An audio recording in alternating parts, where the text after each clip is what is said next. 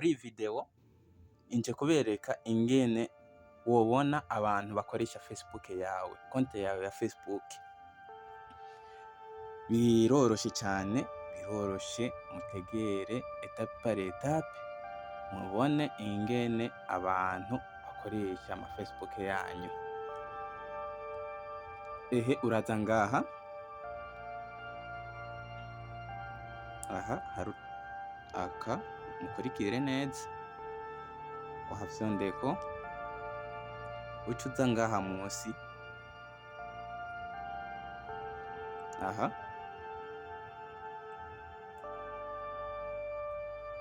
pardon, ngaha muri parametre, aha muri parametre eko uhemetseko ucubona ngaha parametre,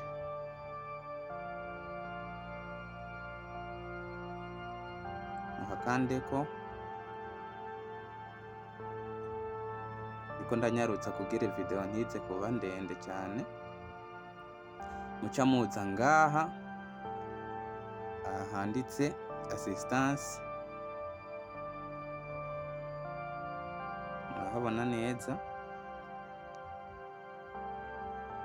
mwemezeko muce mukanda aha, mutegere neza aha.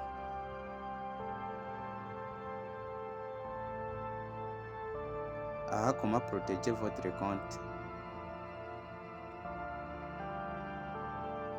ngaha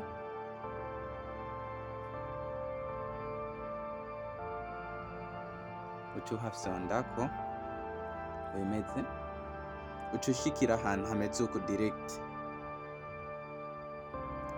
Ugishikira ngaha, umuntu aza kugurura ntashikire ngaha arashobora kugira retour ngaha, donc agashikira nk'ahantu hameze uko byonyene, aca afyonda ngaha kuri sécurité, kuri mode passe et sécurité. Aha ngaha usonde kuri aka kantu, afyondeko uca uza ngaha kuri contrôle de la sécurité,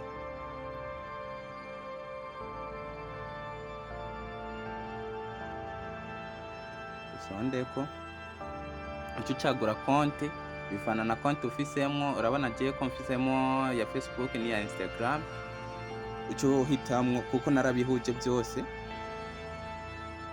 uca uhitamwo konte ushaka kuraba abantu bakoresha konte yawe ya Facebook cyangwa page yawe ya Facebook. Jewe iyi ni page nahinduye, yari konte isanzwe ndayihindura page. Uca usonda ngaha, murabona ngaha dushikira ahantu hameze uko, ucuza ngaha hanyuma urabona yuko bwiyepuye ngaha bose arahejeje kuverifia. Urabona hambere, aha kabiri, aha gatatu, aha kane. Aha hakane rero niho tugomba turabire hamwe ingene ushobora kubona umuntu akoresha konte yawe. Urahafyondako,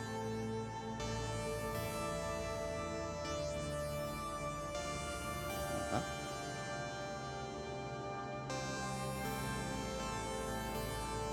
urabe neza, naha lieu de connexion, urahafyondako direct. Aha baca bakwereka amatelefone yose akoresha konte yawe ya Facebook cyangwa page yawe ya Facebook. Aha izi telefone zose murabona iyo ndiko ndakoresha ubu nyine ni iyi Samsung Galaxy A05, iyi ya mbere, iyi niyo ndiko ndakoresha. Ucuza rero ngaha autre connexion, murabona iyi Samsung Galaxy A05 ni nyine ndiko ndakoresha saa 11:07.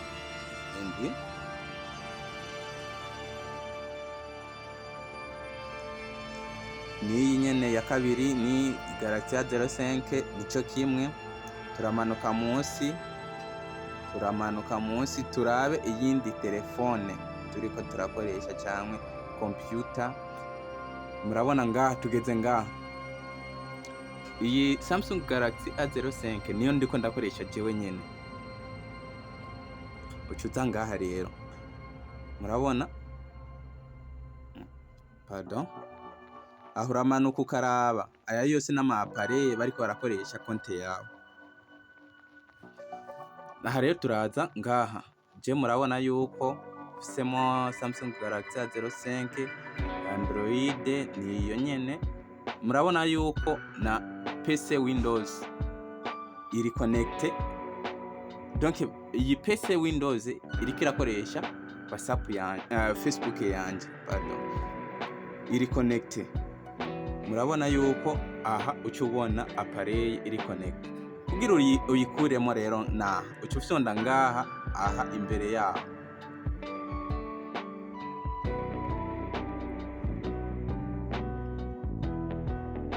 aha kuri aka gakazi k'imbere Windows, PC Windows, aho ucukuramo ngaha. Iyo tugomba tuyikuremo niyo Vivo Y03. Muga izi zose ndiko ndabereka ni appareil ziwanje, ni telefone ziwanje. Rero mu gihe uzi yuko atayindi appareil ufise, telefone ufise iri connecte na Facebook yawe, wasizemo Facebook yawe, aha ni ubu buryo bwo gukuramo konte yawe mu gihe wasanzemo ama appareil nk'uko kwiwanje. Aha iyo Vivo Y03 ndayikuremo, aha hose nguma nemeza ko izo nshaka gukuramo. Ijya ya mbere sindayikuramo kubera niyo ndiko ndakoresha muri uyu mwanya. Izi zose Vivo,